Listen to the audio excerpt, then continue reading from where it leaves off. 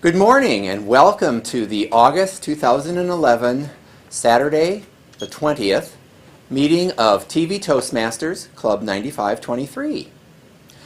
I would like to open our meeting today with a reminder of what the club mission is for Toastmasters. The mission of a Toastmasters Club is to provide a mutually supportive and positive learning environment in which every member has the opportunity to develop oral communication and leadership skills, which in turn foster self-confidence and personal growth. Welcome to our meeting today. We have a treat in store for you. This is our fall humorous speech and Tabletopics contest. Our most capable Toastmaster for today is Sheila Mudd Baker, so if you would help me welcome Sheila, we will get our contest underway. Welcome, Sheila. Thank you, Mr. Ahrenholz. Tabletopics is an interesting improvisational or spontaneous answering of a question. And we will have the club Tabletopics contest. We will go from a club to the area, to the division, to the district. So there will be a variety of contests. The winner of each contest goes to the next level. The opportunity to learn by observing more proficient speakers is one of the objectives of this contest, and to encourage the development of impromptu or extemporaneous speaking is the second purpose of this contest. The contestants have a specific amount of time. They must have a minimum amount of time, maximum amount of time, and if they exceed that maximum, they are disqualified. But we will not say who was disqualified, but I suspect none of them will be, because we also have a lighting system here of green, yellow, red. So that is in the back of the room, so when someone is speaking, they can look straight ahead and see whether or not they're making their time. There is an order for those contestants, and the contestants were pulled in just before this meeting, and here is the order of the contestants.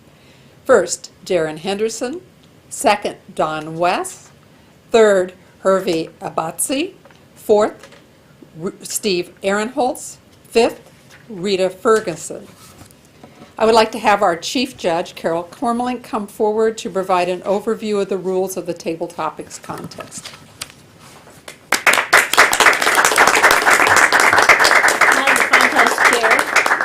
The Tabletopics is a time for an impromptu speech, and you have 1 to 2 minutes to give the speech. If you speak less than 1 minute or more than 2 minutes and a half, you are disqualified. And it's better to have a point taken off for an abrupt ending than to be disqualified. The contestants have been briefed, and the judges have been briefed, and the counters and the timers. Thank you.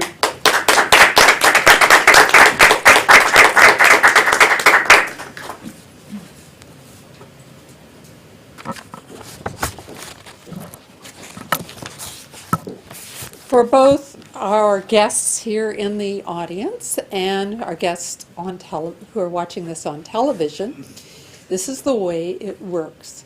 Everyone in the Tabletopics contest gets the same question. Because there are 5 contestants, we don't want to give the advantage to the other 4 people after the first one. So all of the contestants will leave with the Sergeant at Arms except for the first contestant, who is Darren Henderson. So Darren Henderson, please come on up here. And the other contestants, please leave the room with the Sergeant at Arms.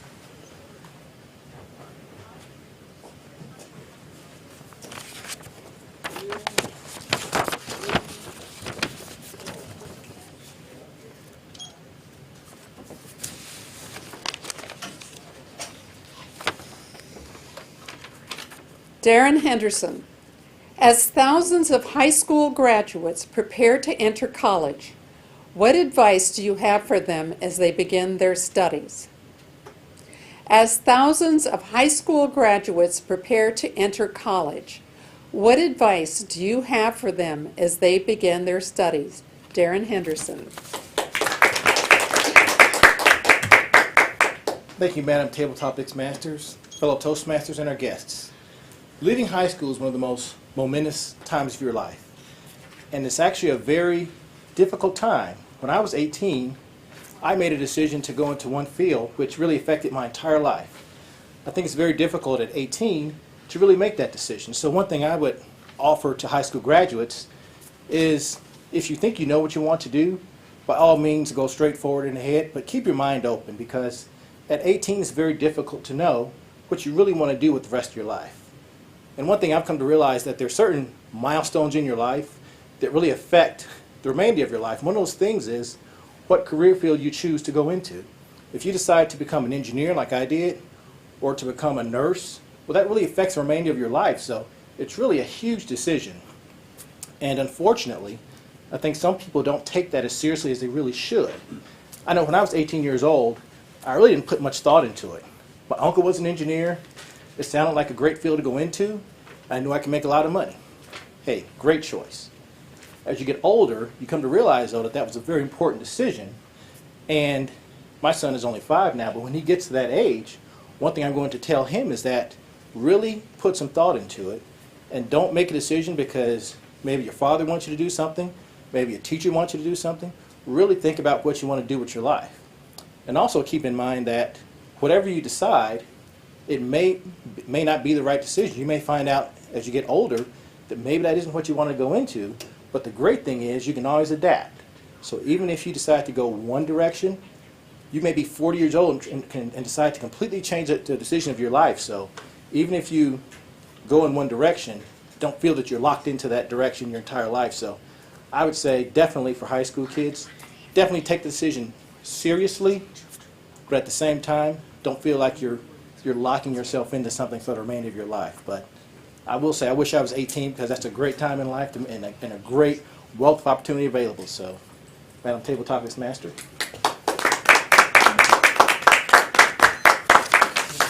Please have 1 minute of silence for the timers and the judges.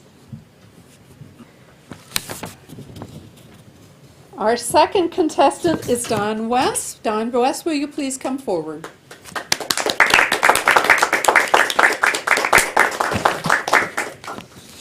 Don Wess, as thousands of high school graduates prepare to enter college, what advice do you have for them as they begin their studies?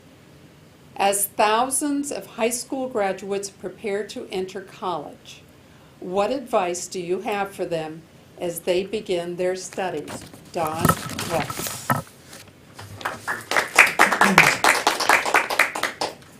Thank you, Mrs. Mrs. Tabletopics Master. Once again, it's an honor to be standing here on this podium with my hands on the lectern and addressing the people here at TV Toastmasters. It's time for college, time for kids to go back to college or to begin college. And those that are beginning have a particularly momentous job ahead of them, or behind them, probably by this time, preparing for the eventuality of their entrance into college and continuation into any particular college. They need to find out what fields they're interested in, first of all, what college they would like to go to. They need to go to different colleges for interviews and getting acquainted with the campus and the people on the site of the college.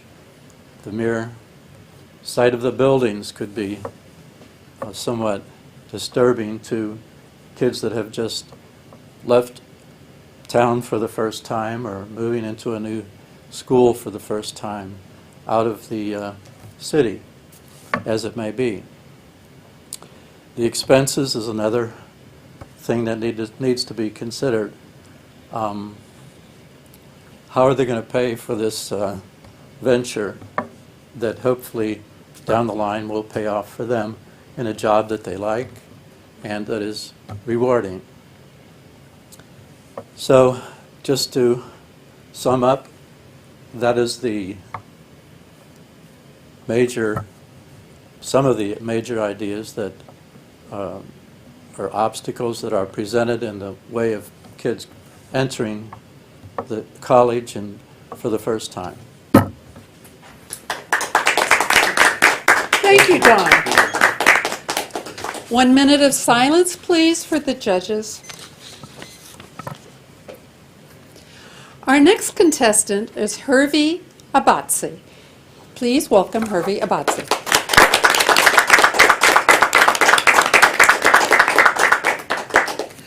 Hervey Abotsi. As thousands of high school graduates prepare to enter college, what advice do you have for them as they begin their studies? As thousands of high school graduates prepare to enter college, what advice do you have for them as they begin their studies? Hervey Abotsi.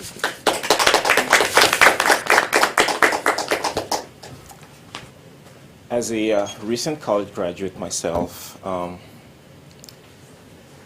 best advice I think I can give all the high school graduates about to enter college would be to not be afraid of experimenting with different majors. You don't have to pick a major when you're 18 years old. So don't be afraid of learning new, different things. You may feel like you want to be a doctor or a lawyer when you're 18 years old, but that may not be true by the time you graduate. So the best idea would be to pick an undecided major, take math classes, English classes, foreign language classes, just learn about the world. And if you get the opportunity to study abroad for, say, a semester, do it. You will probably never have the opportunity to do it again when you're older. So college is probably the best time to just learn more about the world and yourself. So don't be afraid of learning new things, and things will work out if you apply yourself. Thank you. Thank you. 1 minute of silence, please, for the judges.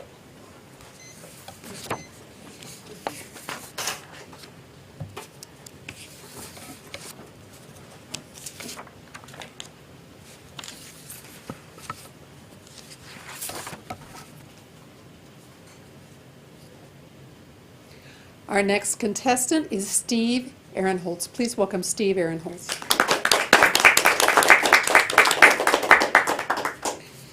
Steve Ahrenholz, as thousands of high school graduates prepare to enter college, what advice do you have for them as they begin their studies? As thousands of high school graduates prepare to enter college, what advice do you have for them as they begin their studies? Steve Ahrenholz.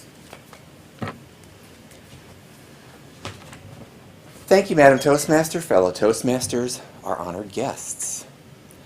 As thousands of high school students prepare to enter college, what advice would I have for them? I think of a couple of things that I would like them to keep in mind as they start their college career.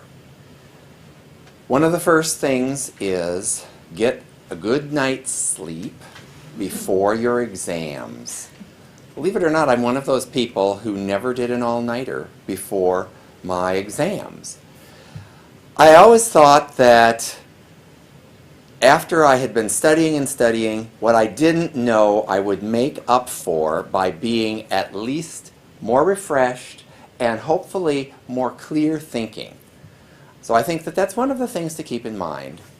I think a second piece of advice that I would like to share is to have fun, enjoy yourselves. It's a time of discovery. You'll learn a lot of neat things, but don't go overboard, because if you go overboard, it is a lot harder to get yourself back to where you need to be.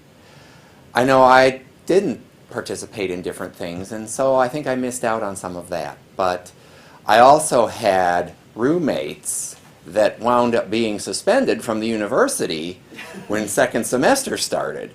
And that's a problem. So you might have this great sense of freedom, but keep it in check, because you are laying the foundation for your future work life. I mean, your full-time job is going to school. That's what you're there for. And I've taught some classes since I've been in college, and as an instructor or a professor, you appreciate students that are there and that are paying attention and have some interest in what they're doing, even some of the classes that you may not be crazy about. And that's the third thing I'm going to leave you with. You may have to take some classes that are called requirements. Realistically, they help you become a more rounded person. That may not be what you want to hear, but they do. They give you a broader perspective on the world around you. And you never know when that may become important. That's my advice to the incoming freshmen for 2011. Madam Toastmaster? Thank you, Steve. 1 minute for the judges, please. 1 minute time. Our next and final contestant is Rita Ferguson. Please welcome Rita Ferguson.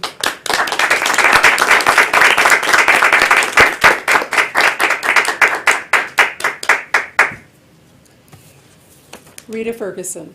As thousands of high school graduates prepare to enter college, what advice do you have for them as they begin their studies? As thousands of high school graduates prepare to enter college, what advice do you have for them as they begin their studies? Rita Ferguson.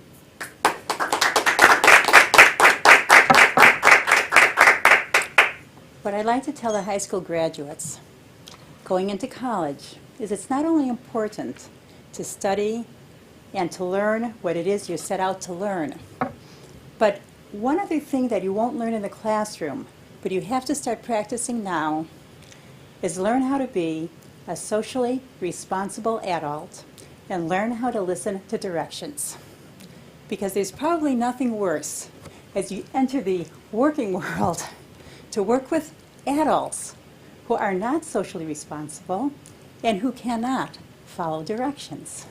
I think we've all had that experience where we find that we are speaking with intelligent people who want to do things their way. And that's a wonderful thing when you have that freedom and the flexibility to do things your way.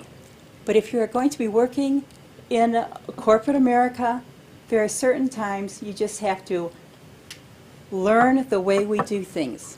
The other thing is to be a good leader, you also have to be a good follower. So first learn how to do it, and then you can also teach. And in terms of being a socially responsible adult, come to work on time, so be at class on time. Put in the effort so that you can show the results.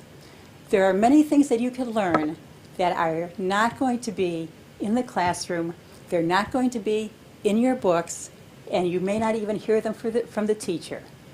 But nonetheless, when you graduate, make sure you are a socially responsible adult who can follow directions. Madam Toastmaster.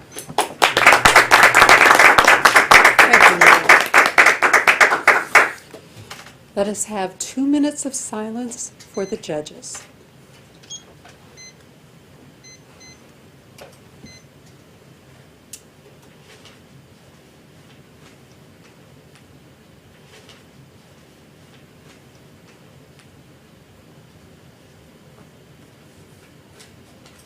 Do any of our judges need more time? Then would all the judges please chair the bottom portion of their ballots, sign them, hold them up for the counters. And timers, please give your timer sheets to the chief judge for collection. Thank you. This concludes the Tabletopics speech contest for August 2011 for TV Toastmasters. We will announce the results later in the meeting. We now go on break.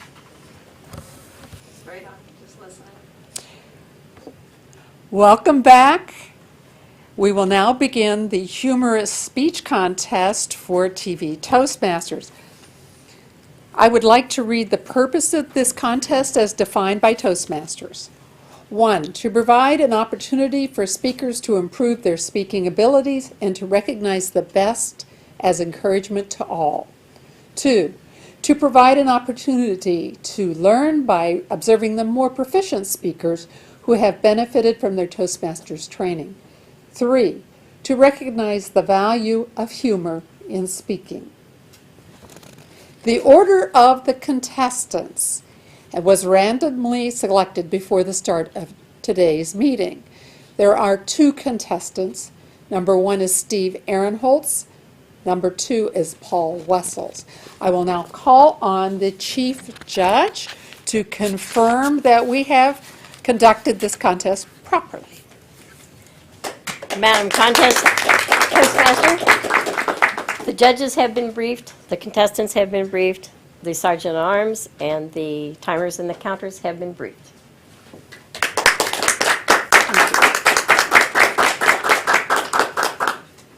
This contest is 5 to 7 minutes. So if a contestant speaks for less than 4 minutes and 30 seconds, they are disqualified. If they speak for more than 7 minutes and 30 seconds, they are disqualified. Again, we will not announce who is disqualified. We will only talk about participants and winners. Our first speaker today is Steve Ahrenholz. This was a good idea, right? This was a good idea, right? Steve Ahrenholz.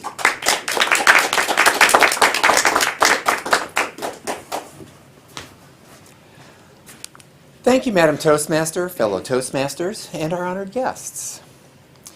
Some of you who have known me for a while know that my wife Teresa and I have had 2 little Boston Terriers for the last 7 years. Last summer, we lost our little female, and we had decided at that point that we would just go with Tater. We would just have 1 dog, our little male. A friend of ours, earlier this spring, who is actively involved with dog rescue, came across a little Boston Terrier that had been rescued by a group in Dayton. And she'd asked us, would you consider adopting another little dog since you had had 2? We've had dogs actually all of our marriage, which is about 23 years, and they've always been Boston Terriers. So we're used to these little high-energy dogs. However, when we went to the website, we saw this sad little face, and we thought, oh, well, we hadn't planned on having a second dog again, but we'll try this. We've never rescued a dog before. Although we weren't really aware of what a rambunctious little dog we were getting ourselves in with. We went up to Dayton for the adoption clinic that they had. They said you can get to meet her, walk her around. We took Tater along so that they could meet. And at the end of our little visit, we thought, oh, we just have to take her along. We got Sprout home with us. Her name is Miss Sprout. And we thought, okay, she's about a year old. We've got some puppy, and we've got adolescent dog here to deal with. The big consideration was, she's not trustworthy yet. We can't leave her have run of the house while we're gone to work. So this was a Saturday. We started thinking, Monday we have to have something to put her in. We have a wire kennel, but it doesn't have a top on it. We thought, okay, well, Sprout is a jumper, so we're going to have to put something over this. We put the pen together, we put some rugs over the top so that there'd be the appearance of a ceiling. And we had some empty boxes to kind of hold it down, but it wasn't so heavy if something fell on her, she wouldn't be hurt. Monday morning, we both go off to work. Sprout's in her kennel. Tater has run of the house, so he's laying in the sun. I come home in the evening, walk through the door from the garage into the kitchen. Who is lying on the cushion, on the chair, at the kitchen table but Miss Sprout? I look over to the dining room where we had had her kenneled, and it's like, lo and behold, a tornado came through the dining room. I mean, the metal gates on this kennel, or this surround, were all bent out of shape. The rug was thrown aside. The boxes were all kitty-wampus. It's like, oh dear, this is a little 13-pound dog. And she liked to tear things up. I mean, they're toys. We've been going through a lot of the old toys.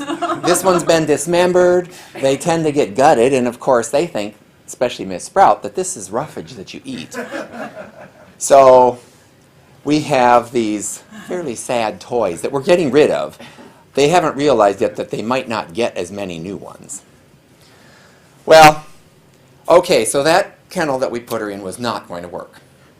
What do we need to do now? Well, the answer is we need the maximum security kennel. This is the one that she won't be able to get out of. This kennel is one that you would use for traveling. It's got the clamshell design, a molded top and bottom. It has the front door that has the double spring locks, and the bars are closer together. I am happy to report she has not succeeded in getting out of that, and I don't think Tater's been conspiring with her to figure out a way to get her out. The thing is, when I come home, she's quiet until she realizes I'm home, and then she's in there and she's pawing at it and she's crying and everything, and it's like, yes, it's time to spring sprout and let her out. I'd mentioned that she's a jumper. That's something else that is a bit of an issue with her. We try to barricade her in our kitchen. We don't have doors on the doorways, so we put boxes. And you think, oh, well, how high can a little dog like that jump? Let me tell you, we put the boxes across the doorway about this high. She can clear those things, no sweat, without even disturbing the top boxes. And then she can come back, too. I was a bit surprised. In fact, with some of her jumping, we thought, oh, maybe we could teach her to jump in our arms. But Teresa said to me, she said, do you really want to teach her that? Because she may want to do that when you're not ready. Well, we've been working with her to try and see how trustworthy she is. And so we leave her have some rein in the house when we're around, when we're there. And once in a while, we really live dangerously and step out, and it's like we might go downstairs and leave her out. Or I did this about 3 weeks ago. I thought, well, I need to mow the lawn. It'll only take me an hour. She and Sprout and Tater are quiet and everything, and so I'll be around. I'll just leave her out. Well, let me tell you, that was a learning experience too, because I'm mowing in the back, and I look at the house and I can see that there's this little dog standing on the arm of my armchair with her front feet on the table looking out the window. It's like, what are you doing up there? And I didn't go in, which is probably what I should have done right away. I thought, I'm just going to finish this up. So I'm finishing up my lawn mowing, and my wife comes home, and we walk in, and what do we see but Sprout's Little Shop of Horrors? I mean, she had been upstairs, up on our bed, brought 2 pillows down to the family room, proceeded to shred them, and then she went into our living room where we have some stuffed animals sitting up on the sofa, and did a noseectomy on my bear that I had there. And then we thought, oh my gosh, what happened to the nose? Because she eats all kinds of stuff. Am I going to have to be out in the yard looking for this? Ugh. So it was like, all right, that was not a good idea. But she is a darling little dog, high energy. I mean, I thought, it would be nice to get her to calm down a little bit, but I'm not sure I can get a sedative this big into her. So we really feel it's neat that we've been able to rescue a little dog. I think she has a much better life than she would have had. And we really do like having 2 dogs again. But once in a while we look at each other and we say, this was a good idea, right? Madam Toastmaster? Thank you, Steve. 1 minute for the judges, please. Our next speaker, Paul Wessels. I thought it would be fun. I thought it would be fun, Paul Wessels.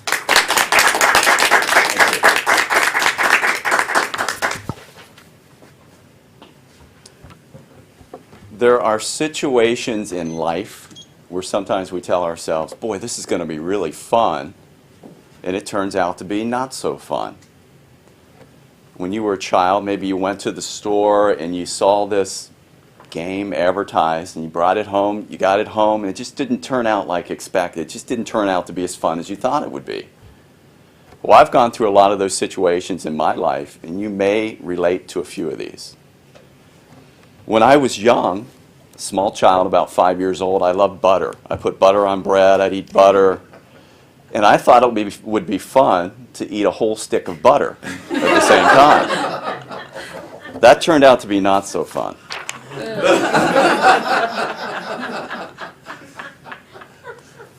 When we were kids, BB guns. We loved to shoot BB guns in our backyard, and we thought it'd be fun to shoot birds with our BB guns. We thought it'd be even funner if we didn't shoot them in our backyard, if we went down to the neighbor's yard where all the bird feeders were.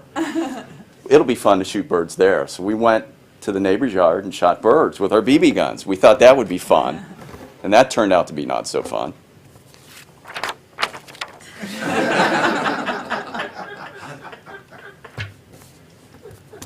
Riding bikes were always fun for us, but we thought it'd be fun to ride bikes at night in the woods. We thought, that's a good idea. Let's do that. That'll be fun.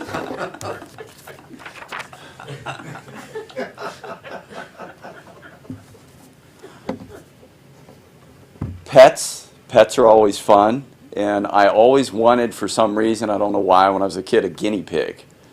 I begged my mom to get me a guinea pig, and I thought, that's going to be fun. I thought that'll be a fun pet. That one turned out to be not so fun.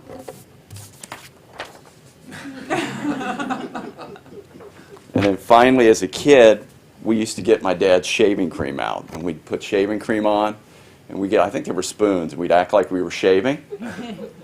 And that was kind of fun back then. I always thought, when I get older, boy, it's going to be fun to shave every day. And that turns out to be, it really isn't that fun to shave every day. So we're moving up to teenage years here. As a teenager, back in the day, we used to drink beer. We thought it was kind of fun to drink beer. I know it was kind of illegal back then, but older teenager, we'd drink beer. We thought it'd be fun to drink beer in a parking lot. We thought, what parking lot do we? Oh, let's go drive to the convent. That's a good parking lot. We thought that would be fun. That turned out to be not so fun.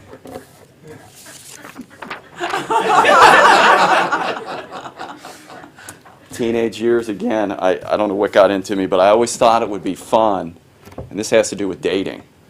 I thought it would be fun, for some reason I had this idea that if I kept them separated, if I dated two girls at the same time, I thought that would be fun. It sounded like fun. That turned out to be not so fun.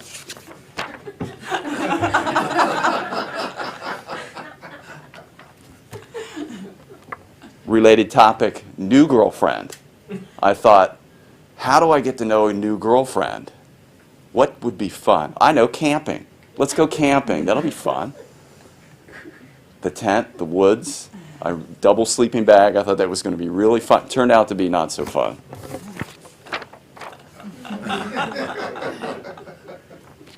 Last related topic, girlfriend.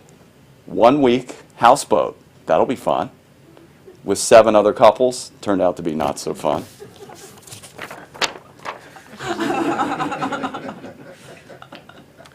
And then moving up kind of a little bit older, I always thought, and I saw it on commercials on television and things like that, they said make money in real estate. I thought, boy, that'll be fun. Let's get some rental property. We can make money in rental property. That turned out to be not so fun.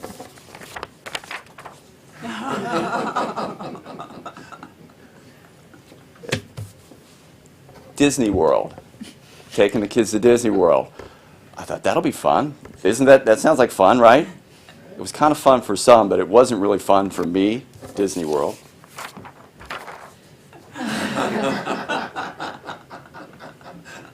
And then related subject, driving to Disney World with a 1-year-old and a 4-year-old. Think that was fun? Turned out to be not so fun.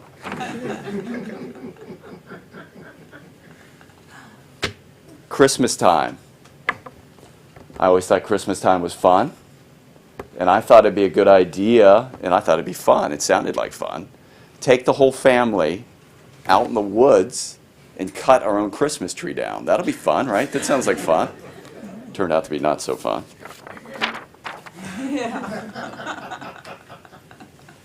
And then finally, just a little later here, science project. Oh, it'll be fun. I've got a 13-year-old and a 12-year-old. You know, we can bond a little bit. I can give him a little wisdom. I can give him some suggestions on the science project. That'll be fun. We can do a little bonding. That turned out to be not so fun.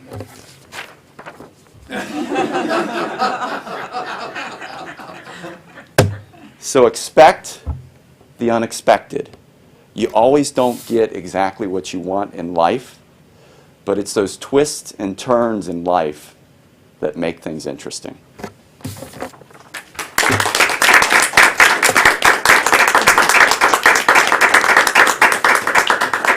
Thank you, Paul.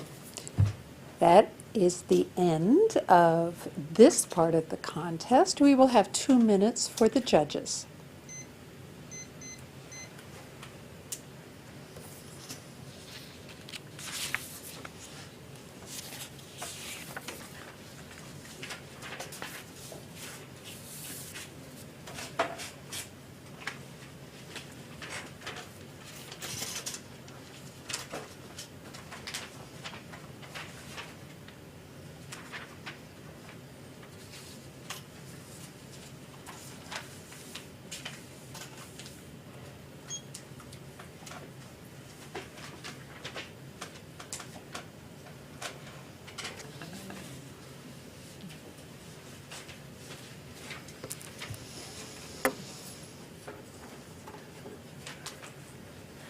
Do the judges need any more time? All right, then the judges have torn the bottom portions of their ballots, have signed them, held them up for the counters. The timers have given their timing sheets for collection to the chief judge. Thank you. That concludes the humorous speech contest. We will announce the results later in the minute. No, let me do that sentence over again. Where am I? Thank you. This concludes the humorous speech contest. We will announce the results later on in the meeting. We will take a minute. Now I will call on those who were in the Tabletopics contest to please come up here, followed by Steve and Paul. Please, everyone, come on up.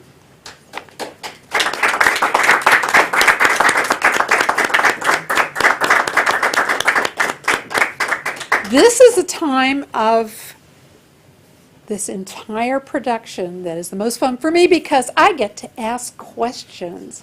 They're kind of like Tabletopics questions because I get to ask each person what it is I want to know about them. And Don Wess, please come forward. Don Wess was one of our Tabletopics presenters. Don, you are an LMH therapist. That's your profession or your living or your current job. Please tell us what that is. The initials stand for Licensed Mental Health Therapist.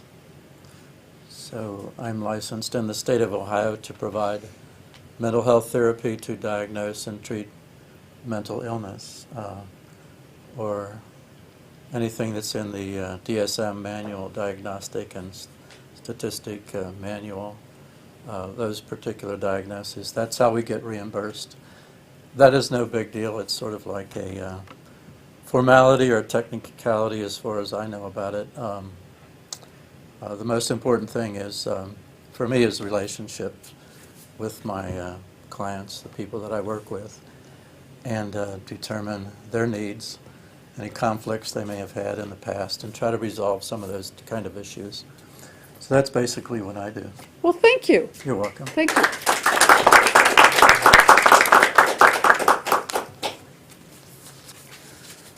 Rita Ferguson. You like bike riding and golfing, and you said you didn't have any notable accomplishments. What about in bike riding and golfing? Well, I'm not an excellent bike cyclist. I do like to ride the Milford trails. We'll actually sometimes put our golf clubs on the bike and we'll ride from Milford down to the end of the bike trail that ends up at the golf club. And then we'll play golf and put them back on the bikes and ride home. Wow. Yes. You are an ecological golfer. Thank you, Rita.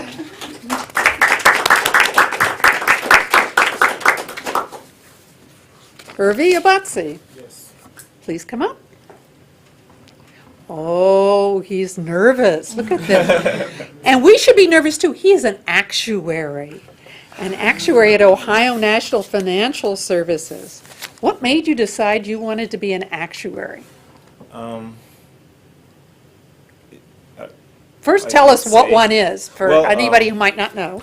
Yeah, an actuary, generally speaking, is a financial professional who helps insurance companies mostly figure out how much money they need to keep to be able to pay claims, or how much money they need to charge for insurance policies to be able to actually function and pay claims when they happen. So basically, whenever your health insurance premiums go up or car insurance premiums go up, someone like me is responsible for it. Oh, see, he makes me nervous. So, what made you decide that's what you wanted to do? I studied math in college, and to become an actuary, you have to take a series of math tests, statistics and probabilities mostly. So most actuaries have studied math in college, and one of my college professors used to be an actuary, so he thought I'd be good at it. And after looking at the profession and what they do, it felt like it would be a good career decision for me. So I did not go to college to become an actuary, but I ended up becoming an actuary, and it's been working out so far. So, yeah. Well, glad to know there's somebody who knows what they're talking about. That's good. That's good. Darren Henderson had to leave. So I think, did I get everybody? I didn't get Steve Ahrenholz. Steve, I know you work at NIOSH, which is the National Institute for Occupational Safety and Health. What do you do there? I'm an industrial hygienist in the Health Hazard Evaluation and Technical Assistance branch. And what our program does is go out to all kinds of workplaces across the entire United States, and we evaluate workplace health hazards that people might be encountering in the course of conducting their work. NIOSH has, one of its missions is delivering on the promise, a safe and healthy workplace for all workers, because NIOSH was created as a sister agency under the Occupational Safety and Health Act. And the most important resource that any employer has is their employees. You can destroy a facility, but if you have the personnel, you can rebuild the company. If you have no employees, you can't produce anything. And so we look at what people do to protect them from hazards that could make them ill or impair their ability to earn a livelihood and support themselves and their family and be contributing members to the community. Thank you.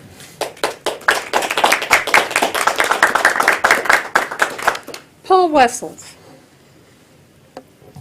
You thought it would be fun. One of the things you probably thought would be fun would be to have children. Talk to us about raising two boys. Very interesting. I always, when you have two boys, you think back to yourself, boy, it'd be nice to have a girl, just to see what that's like. Split it up a little bit. Two boys are fantastic to raise. It's easier for me than my wife because I can relate to them a lot more than she can with the two boys. It's different handling, I think, just talking to them. She's got a whole different approach than I do with handling the boys, and it's just a whole different ball game, and it's nice. I think you see the affairs today with people split up where they're single family houses or single parent houses. I think it's really an advantage to actually have two parents. You get the two perspectives on raising the kids, and it's fun. So that's my take on raising two boys. Thank you. You thought it would be fun, and it was. That's pretty good. Thank you, everyone, for participating.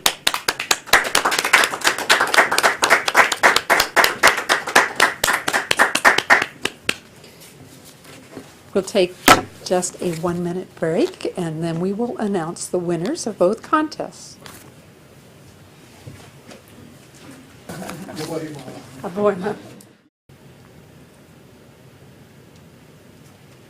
Welcome back. I am going to invite Rick Barron, who is the contest chair, to come up and help me with the presentation to the winners. Rick Barron.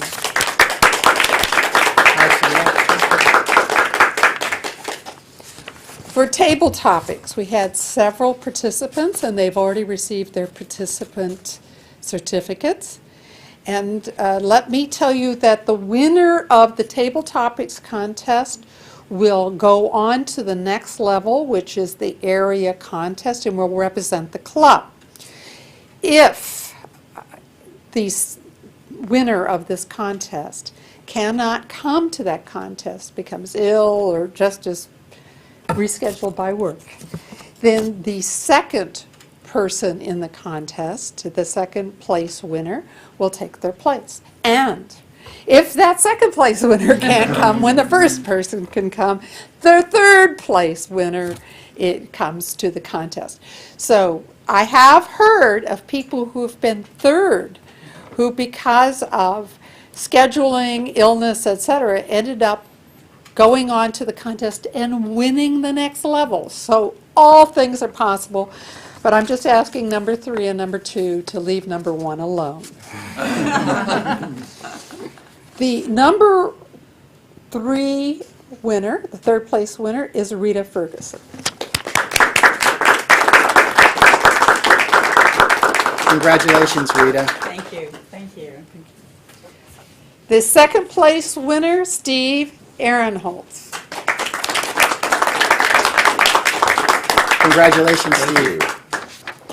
And our first place winner is Darren Henderson, and Darren left the building along with Elvis, but we will make sure that Darren knows that he has won this contest.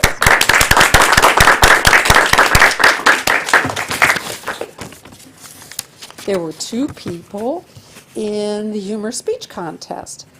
They were Steve Ahrenholz and Paul Wessels, alphabetically. And again, the first place winner represents our club. If something happens that the first place winner is unable to attend, the second place winner takes that person's place. So our second place winner is Steve Ahrenholz. Congratulations, Steve. Thank you. Which, of course, leaves Paul Wessels. Congratulations, Okay, Paul. thank you.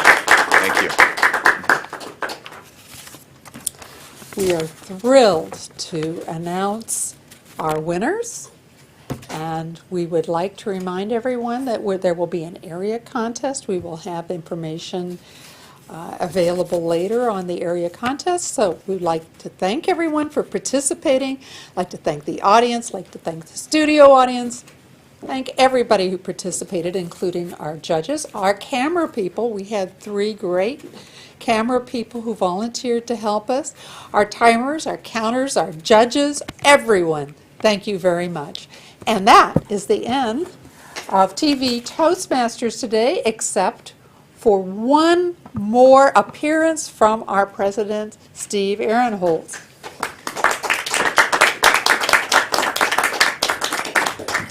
Thank you, Madam Toastmaster, Mr. Contest Chair.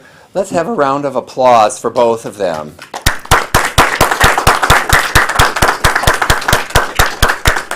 I hope everyone had a good time today. This is our fall contest, and I would encourage all of our guests and those of you looking in to consider coming and visiting us in our studio meeting that we will be having here the 1st of September. That's the first Thursday, and we start at 6 o'clock. We will also have our third Saturday meeting in September, and that one starts at 9 a.m. We meet at the Anderson Community Center at 7855 Mile Road in Anderson Township, and we would encourage anyone who's interested to come and check us out.